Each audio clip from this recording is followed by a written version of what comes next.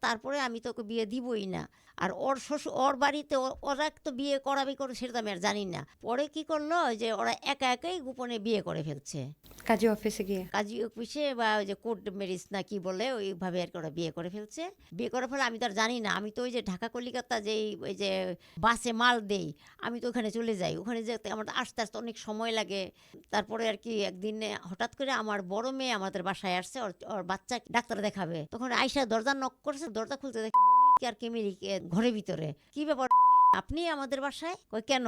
আমি তো কেমিলিকে বিয়ে করছি। আমার মেয়ে বলছে, "তার মানে বিয়ে করছি মানে?" বলে, "হ্যাঁ, আমি ওকে বিয়ে করছি। ওর পেটে তো আমার বাচ্চা।" তখনই আমার বড় মেয়ে বলল কি, "ঠিক আছে, আপনি যখন ওকে বিয়ে করছেন, আম্মা কি জানে?" বলে কি, "না, জানে না।" ও ঠিক আছে, আপনি এখন যাবেন না। আপনি বইসা থাকেন। আমার মা আসুক, মা আসলে পরে তারপর আপনি যাবেন। আমি আসছি পরে আমার দেখতেছি এদের এই অবস্থা। আমার বড় মেয়ে বলছে নাকি কেমিলিকে বিয়ে করছে। আমি কি বিয়ে করছে মানে? কয়, "হ্যাঁ।" বলতেছি, "হ্যাঁ, আমাকে বিয়ে করছে। ওর গর্ভে আমার বাচ্চা।" রেগে আমার মেয়েকে গালাগালি করতেছি।